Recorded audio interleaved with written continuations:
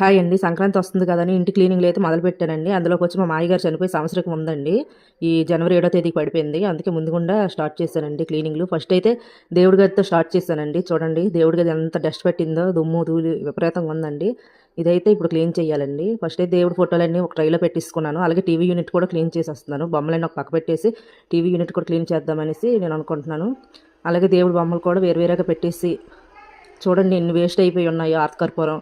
Next ఏమో ఊదుబత్తులన్నీ చాలా చాలా అయితే వేస్ట్ అయిపోయాయండి. పూజ సామాగ్రి అయితే డబ్బాలు అయితే స్టాక్ ఉంచేదాన్నండి. అలాంటిది ఇప్పుడు అంతా గంగలో కలపాలండి పూజ సామాగ్రి మొత్తం. ఇది నా డబ్బులు హుండీ అండి.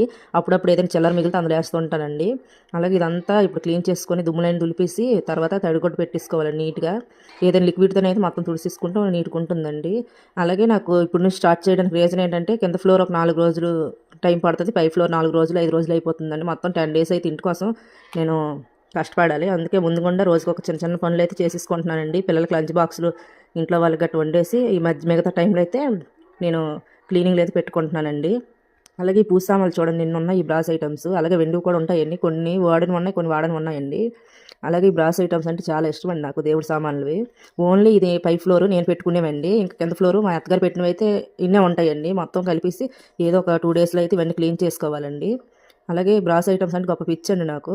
చూడండి ఎన్నైతే ఉన్నాయో. ఇన్ని సామాన్లు ఎవరికైనా ఉంటాయా దేవుడి సామాన్లు? నేనైతే ఇన్ని స్టోర్ చేశానండి. ఇవైతే ఒక ప్లేట్‌లో పెట్టుకొని వేరేగా ఒక గదిలో పెట్టేస్తానండి.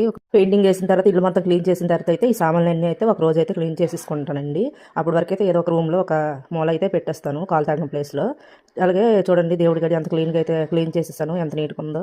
న్యూస్ పేపర్లు వేయకూడదు అని అంటున్నారు కదా! అందుకని పిల్లల బుక్స్‌లో పేపర్లు అయితే వేసేసాను. చిన్న వినాయకుడి ఫోటో అయితే బొమ్మ అయితే పెట్టేశానండి. అలా ఖాళీగా ఉండకూడదనేసి. అయితే సాంగ్స్ అయితే పెట్టేసుకున్నానండి. సాంగ్స్ వింటూ అయితే బొమ్మలైతే క్లీన్ చేసేసుకొని టీవీ యూనిట్ క్లీన్ చేసేసుకొని అన్నీ సర్దేశానండి. సాంగ్స్ వింటూ ఏ పనైనా యాక్టివ్ చేసుకోవచ్చండి. అగో చూడండి ఇది బుద్ధుడి బొమ్మ ఉంది కదా! ఇదైతే నాకు చాలా ఇష్టం అండి బుద్ధుడి బొమ్మ. ఈ బుద్ధుడి బొమ్మ అయితే మా ఊరు యాత్రలో తీసుకున్నానండి. అది 150 200 పడిందండి. ప్రతి సంవత్సరం మా ఊర్లో యాత్ర అవుతుందండి. చాలా బాగుంటుందండి. ఆ బొమ్మ అయితే నాకైతే చాలా చాలా ఇష్టం. టీవీ యూనిట్ కూడా కొంచెం లుక్ అనిపిస్తుంది ఆ బొమ్మ వల్ల అయితే. లైట్లు చూడండి నైట్ అయితే అలాగ ఉంటుందండి యూనిట్ అయితే మట్టుగా. నాకైతే చాలా కలర్ఫుల్గా కనిపించిందండి. అలాగే బయటన గుమ్మంలో కూడా ఒక కబోర్డ్ ఉంటుందండి. అందులో షోకేస్ బొమ్మలు ఉంటాయి. అవి కూడా క్లీన్ చేసేసానండి. ఈ రోజుకొచ్చి ఇవన్నీ క్లీన్ చేశానండి. ఇప్పుడైతే లంచ్ టైం అయ్యిందండి. ఆకలేస్తుంది. కొంచెం తినేసి ఒక స్లీప్ అయితే ఇయ్యాలండి. నాకు అలవాటు. ఒక అరగంట వేస్తే సరే. ఓకే బాయ్ అండి. నచ్చితే నా వీడియోకి లైక్ చేయండి, షేర్ చేయండి.